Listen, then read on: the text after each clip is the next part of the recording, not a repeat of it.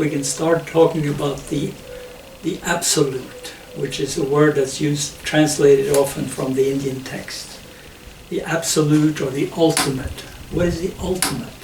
And even science now, of course, they're coming to the conclusion that very likely there is some more basic source to all of this than anything within the universe itself.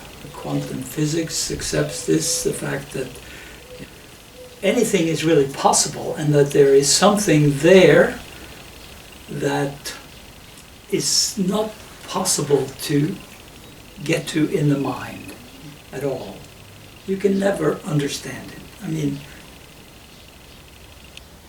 my only sense of it is that when you go into the practice deeply and you feel, first of all, your tensions and your difficulties and your tightness, and that starts to loosen up and you feel more flow in the system.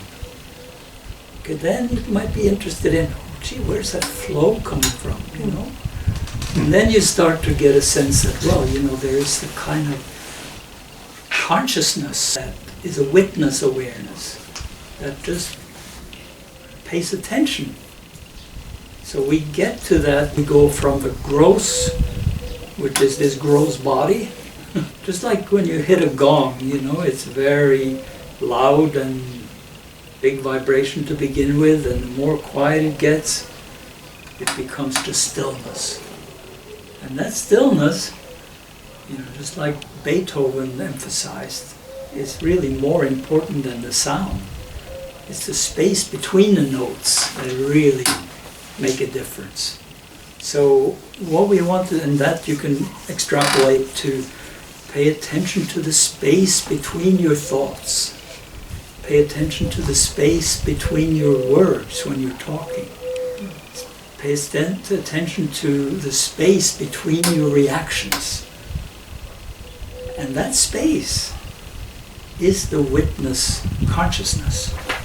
And through the witness consciousness, when we let go and open to that and really feel that, then we can get some sense so that there is a kind of emptiness that is the absolute.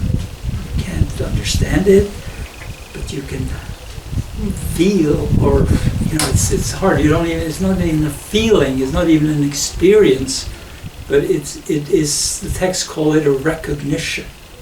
You recognize it. That's how it has to be. There has to be some ultimate that gives rise to all of this.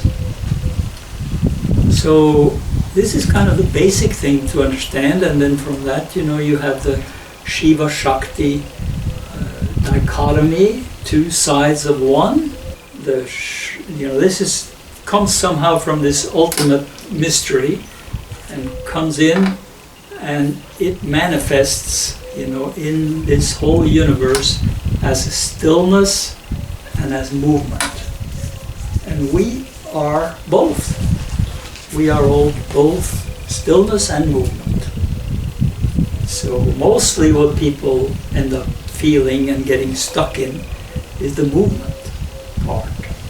So it's really very beneficial to use the movement to go backwards. They call it reversed emergence.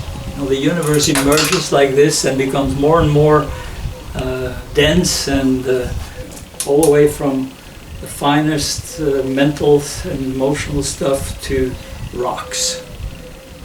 Yeah. So this is the way it unfolds, and this is also the way it contracts, by the way. And it's maintained for a while in the middle, so it's created, it's maintained, and it's dissolved. This is a natural process. The more we can tune into that and accept it, actually any time in life, but I guess particularly when you get older, you start to think, well, gee, what am I going into next? Well, you're going into that absolute. Nisargadatta, he's a very well-known teacher from India in the 60s.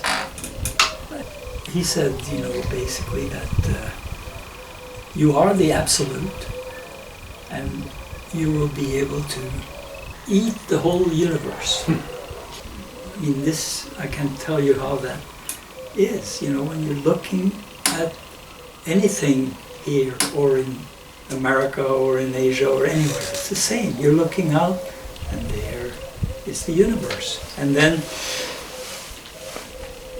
you take a breath and it dissolves and goes kind of back into that pure consciousness, or even finer, that ultimate mystery.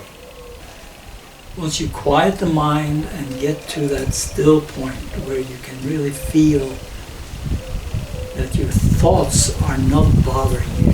Your thoughts don't have to totally disappear. They can be like clouds in the background. But if you get interested in the clouds and start to, you know, analyze, so is that an elephant, or is that this or that, then you're lost. So just they're there.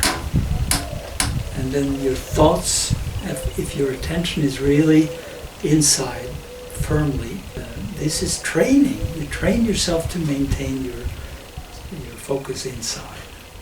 So, you know, from the level then, from the Shiva Shakti, which I say something that Leonard Cohen, who is one of my favorite writer and singer, you know, and he studied Zen for many years, and he talked about this Shiva Shakti in very simple Zen words, and he said, well, you know, if you don't become the ocean, you will be seasick every day.